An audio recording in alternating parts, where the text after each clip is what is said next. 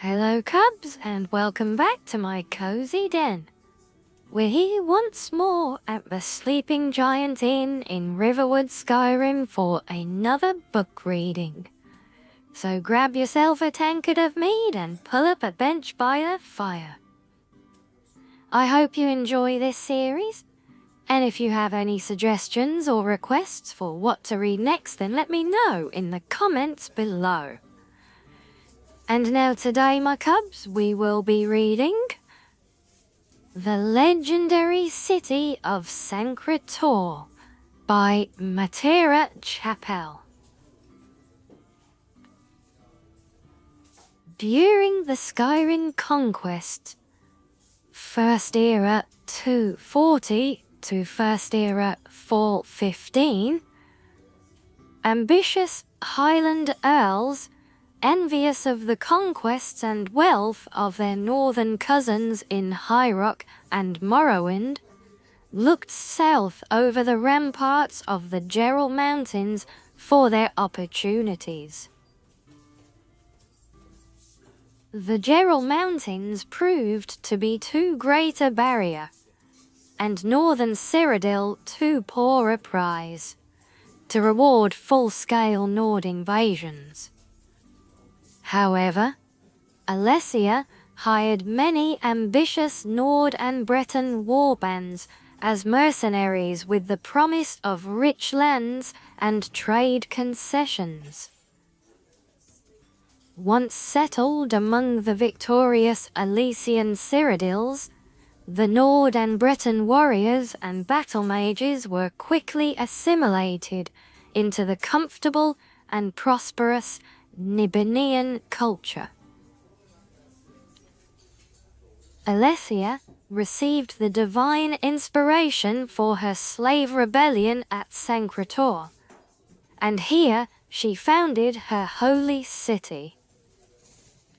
Sancre's mines provided some wealth, but the poor soils and harsh climate of the remote mountain site meant it must be supplied with food and goods from the heartlands. Further, located on one of the few passes through the Gerals, its fortunes were subject to the instability of relations with Skyrim. When relations were good with Skyrim, it prospered through trade and alliance. When relations were bad with Skyrim, it was vulnerable to siege and occupation by the Nords. With the decline of the Alessian Order, circa First Era 23-21, the seat of religious rule of Cyrodiil moved south to the Imperial City. But Sancre remained a mountain fortress and major religious center until the rise of the Septim dynasty. In the Second Era, 852, the city was suffering under one of the periodic occupations by Skyrim and High Rock invaders. King Cuchulainn sent his new general Talos to recapture the city and expel the northern invaders. During his siege, Sancre was destroyed and abandoned. Realizing the strategic weakness of the site, General Talos, later Tiber Septim, resolved to abandon Sancre, and during his reign no effort was made to rebuild the city or citadel.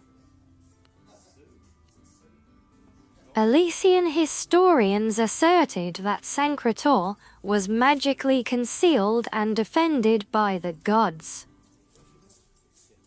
Records of Sancre's repeated defeats and occupations by northern invaders gives the lie to this assertion. The entrance to the citadel was indeed concealed by sorcery, and the citadel and its labyrinthine subterranean complex were defended by magical traps and illusions. But their secrets were betrayed to besieging Nords by the Breton enchanters who crafted them.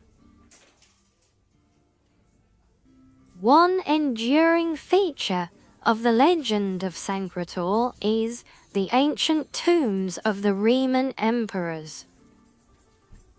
Following the defeat of the Akaviri invaders, Sancre enjoyed a brief resurgence of wealth and culture under Riemann Cyrodiil and his descendants Riemann II and Riemann III.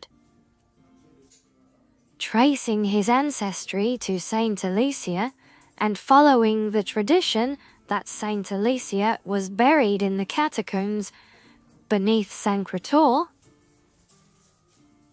noted, there is a competing tradition that Saint Alicia is buried on the site of the Temple of the One in the Imperial City. The actual resting place of Saint Alicia is unknown. Riemann built splendid funerary precincts in the depths of the ancient citadel underpassages. Here, the last Riemann emperor, Riemann III, was buried in his tomb with the Amulet of Kings. During the sack of Sancre, General Talos is said to have recovered the Amulet of Kings from the tomb of Riemann III.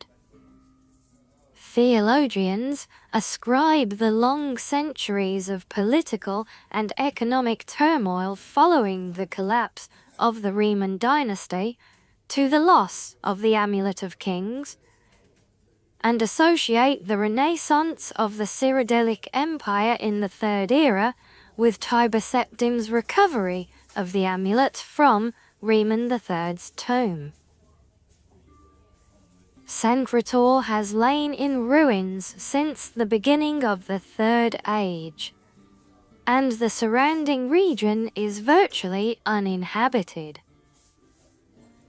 Now all communications with the north are through the passes at Coral and Bruma, and Sancre's citadel and underpassages have become the refuge of various savage goblin tribes.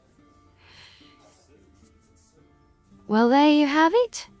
I hope you enjoyed this one, and don't forget to like and subscribe if you did. Your support means a lot to the channel, and it really makes a difference. Don't forget as well that you can join in all the foxy fun with my other socials in the description below. Alright my cubs, until next time, stay cozy.